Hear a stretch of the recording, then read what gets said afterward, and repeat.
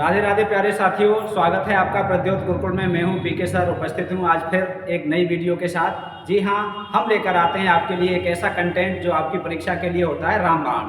आज फिर हम आपके लिए एक बहुत महत्वपूर्ण टॉपिक लेकर आए हैं जहां से प्रश्न आपको परीक्षा में मिलने ही मिलने हैं। जी हाँ, बहुत ही महत्वपूर्ण वीडियो है आज की। और आज की वीडियो का शीर्षक है उपन्यासों के कथ्य। अर्थात हिंदी साहित्य में वैसे तो बहुत सारे उपन्यास हैं, लेकिन हिंदी साहित्य के जो महत्वपूर्ण उपन्यास हैं, आज हम पहली वीडियो लेकर आए हैं इंपॉर्टेंट उपन्यासों के कथ्य। कथ्य का मतलब होता है वर्ड या विषय। ये परीक्षा में बार बार पूछा जाता है। TGT, PGT, assistant professor, first grade, second grade, Jharkhand PGT, Madhya Pradesh, Uttarakhand, Haryana, प्रत्येक राज्य की जो भी परीक्षाएं हैं, यदि आप पुराने प्रश्न पत्र उठाकर देखोगे तो उपन्यास से एक प्रश्न ऐसा अवश्य आता है जहां पर यह पूछा जाता है कि इसका कथ्य क्या है। जैसे कि हम पहला ही देखें फांस, तो ये असिस्टेंट प्रोफेसर 2022 में जो परीक्षा हुई थी यूपी में, उसमें भी ये आया था।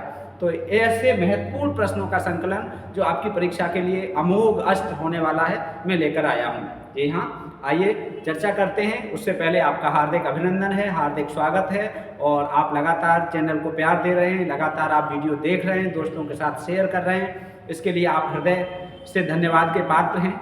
और ऐसे ही स्नेह प्रेम बनाए रखिए और अपनी तैयारी हमारे साथ जुड़ के करते रहिए। ठीक है, तो अब हम चलते हैं सीधे सीधे अपने टॉपिक पर।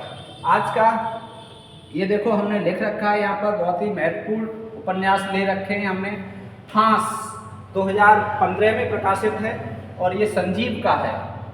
ठीक है, ये बहुत महत्वपूर्ण उपन्यास है। और ये फांस उपन्यास किसान आत्महत्या पर आधारित है। किसान आत्महत्या पर आधारित है और ये असिस्टेंट प्रोफेसर 2020-21 की जो परीक्षा थी हिंदी की, उसमें ये पूछा गया था और बहुत महत्वपूर्ण है। तो ये फांस बहुत महत्वपूर्ण है, वेरी इंपॉर्टेंट है। ये असिस्टेंट प्रोफेसर में पूछा जा चुका है, अन्य परीक्षाओं में भी पूछा गया है। फांस उपन्यास की कथा वस्तु क्या है? किसान आत्महत्या। याद कैसे करेंगे? किसानों की गले में फांस अर्थात फांसी। किसान बेचारे फांसी खा रहे हैं और मर रहे हैं, तो किसान आत्महत्या कर रहे हैं। ठीक है, किसान की गले की फांस, याद रखिए। आगे है कब तक पुकारूं।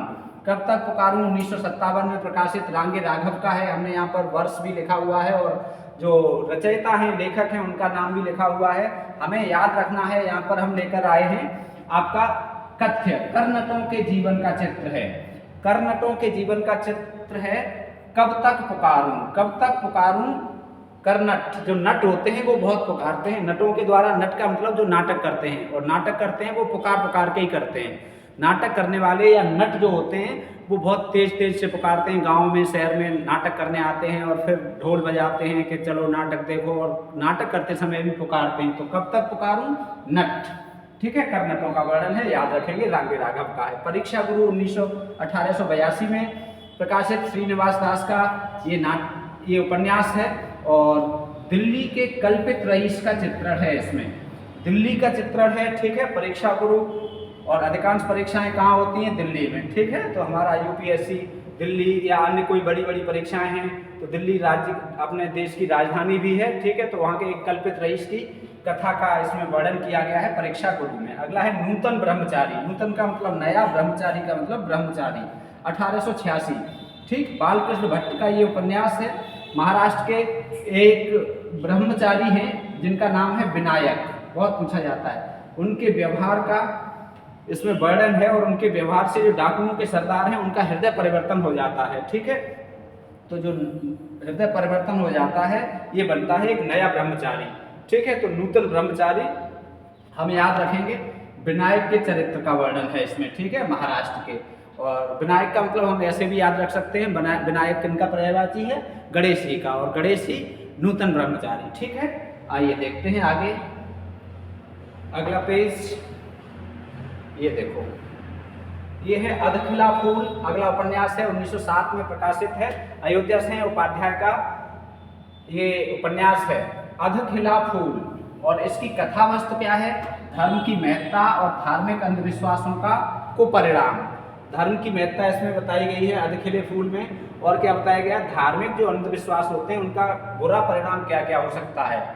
ठीक है। तो बुरा परिणाम का मतलब यही है कि अध खिला फूल, आधा खिला होगा तो उसका बुरा परिणाम होगा, पूरा खिला होगा तो बुरा परिणाम नहीं होगा, ठीक है। तो अध खिला फूल किनका है?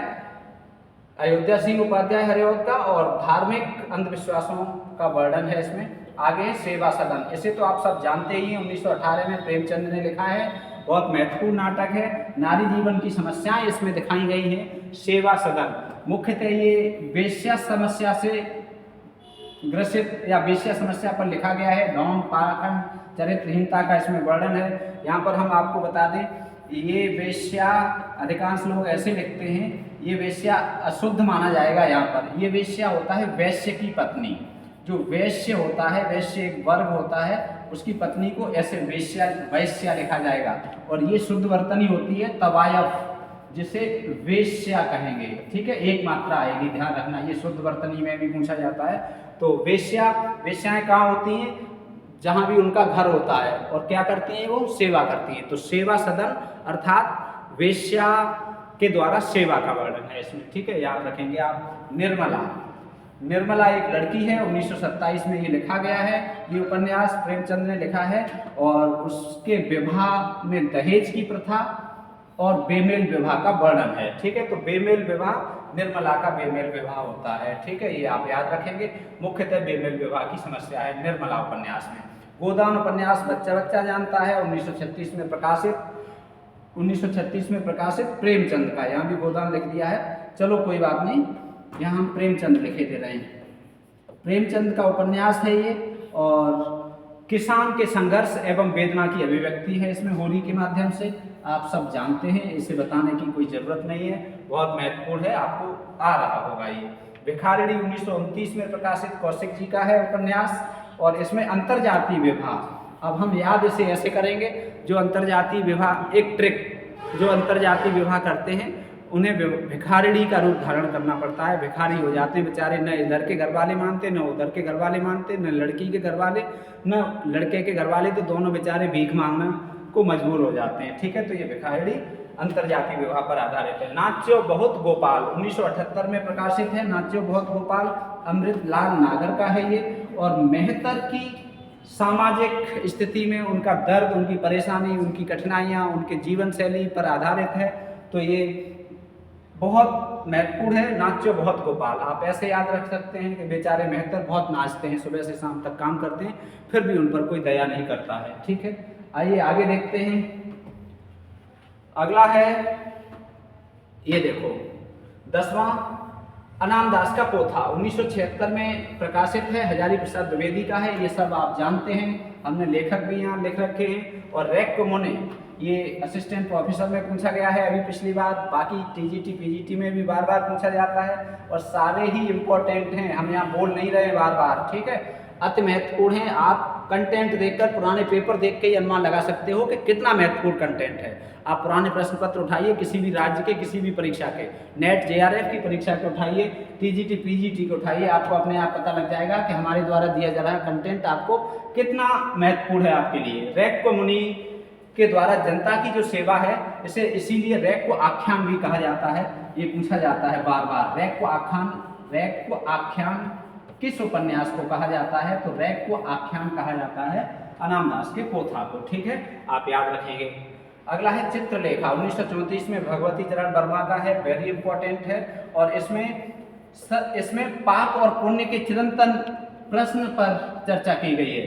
पाप क्या है, पुण्य क्या है? पाप भी कुछ नहीं है, पुण्य भी कुछ नहीं है, सब कुछ परिस्थितियों पर निर्भर होता है। एक परिस्थिति में जो पाप हो सकता है, वही दूसरी परिस्थिति में पुण्य भी हो सकता है, और एक परिस्थिति में जो पुण्य होता है, वो अगली परिस्थिति में पाप भी हो सकता है। बस इसी की चर्चा की है इन्होंने इसमें, ठीक है, पाप और पुण्य के नैतिक प्रश्न पर चर्चा की गई है। दिव्या 1945 में यशपाल द्वारा लिखा गया है। दलित पीड़ित नारी की करुण कथा है, जिसका नाम है दिव्या।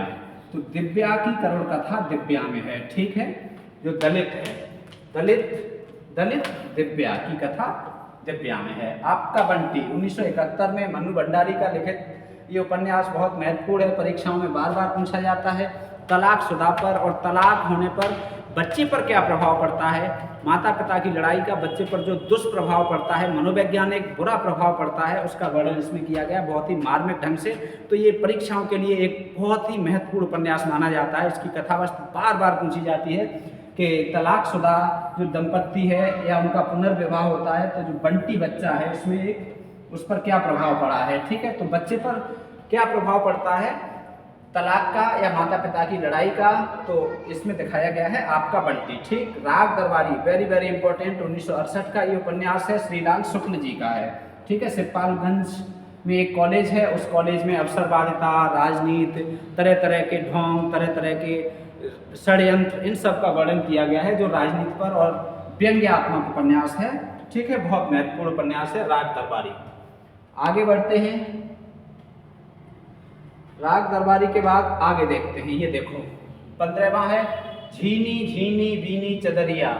ठीक है, टीजीटी पीजीटी में भी पूछा गया है, नेट में भी कई बार पूछा गया है। 1986 में अब्दुल बिस्मिल्लाह का उपन्यास है, बहुत पूछा जाता है, इसके लेखक भी पूछे जाते हैं। तो ये झीनी झीनी बीनी चदरिया, ठीक है, ये बुनकरों का वर्णन है इसमें, बनारस के बुनकर। ठीक है, बुनकर क्या करते हैं, चदरिया बुनते हैं। ठीक है, बुनकर क्या करते हैं, चदरिया बुनते हैं। चदरिया कौन बुनता है, बुनकर। कहाँ के बुनकर, बनारस के बुनकर, याद रखेंगे। ठीक है, इस तरह से आपको याद हो जाएगा। तमस, तमस का मतलब होता है अंधकार, तमस का मतलब क्या होता है, अंधकार। ठीक है, और भीष्म का मतलब भी होता है भयंकर। अंधकार में कैसा होता है, भयंकर लगता है। ठीक, और देश विभाजन जब होता है, किसी भी चीज का विभाजन होता है तो वो भयंकर ही होता है हमेशा, और वो हमेशा अंधकार लाता है।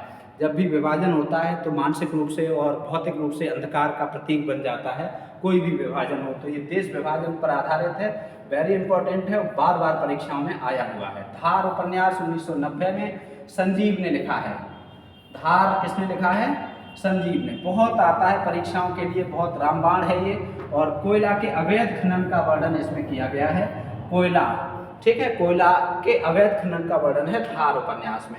अगला है पहला गिरमिटिया 1999, गिरिराज किशोर का है। ठीक है, पहला गिरमिटिया उपन्यास किनका है, गिरिराज किशोर, बहुत पूछा जाता है। और गिरमिटिया का मतलब होता है बंधुआ मजदूर। गिरमिटिया का शाब्दिक अर्थ क्या होता है, बंधुआ मजदूर। तो जो बंधुआ मजदूर है ये गांधी जी के जीवन पर आधारित है। टीजीटी पीजीटी में पूछा गया है, नेट में भी, कि किन के जीवन पर आधारित है, गांधी जी के जीवन पर आधारित है। और दक्षिण अफ्रीका में उन्होंने जो संघर्ष किए हैं उस पर आधारित है पहला गिरमिटिया। आधा गांव बहुत महत्वपूर्ण उपन्यास 1966 का है। ये राही मसूम रजा, ये राही मसूम रजा वही हैं जिन्होंने महाभारत के डायलॉग लिखे हैं। बहुत महत्वपूर्ण व्यक्ति हैं, महाभारत आपने पुराना वाला देखा होगा, तो उनके डायलॉग इन्होंने ही लिखे हैं। और ये देश विभाजन की त्रासदी पर आधारित है, आधा गांव। ठीक है, ये बहुत महत्वपूर्ण है, परीक्षाओं में बार बार आया गया है, पूछा गया है। मुख्यतः ये देश विभाजन आप याद रखेंगे, देश विभाजन एक ये याद रखेंगे, भीष्म साहनी का तमस। ठीक है, तो आज के इस सेशन में इतनी ही बात करते हैं। ये महत्वपूर्ण चर्चा आपको कैसी लगी, वीडियो आपको कैसी लगी, आप कमेंट बॉक्स में एक कमेंट जरूर लिखकर बताएं। यदि आपके लिए वीडियो उपयोगी है, हम आपके लिए मेहनत करते हैं, हम आपके लिए चुन चुन कर लाते हैं मोती, और इतना इस पर लिखते हैं, आपको बताते हैं, समझाते हैं, किताबों से ढूंढ ढूंढ कर लाते हैं, अच्छा कंटेंट लाते हैं। तो आपका भी कोई उत्तरदायित्व बनता है। उत्तरदायित्व ये बनता है, दोस्तों के साथ शेयर करिए चैनल को, लाइक और कमेंट अवश्य करिए, जो आप करते हैं। ऐसे ही हर रोज़ बनाए रहिए प्यार। मिलते हैं अगली वीडियो में, तब तक राधे राधे, राधे राधे।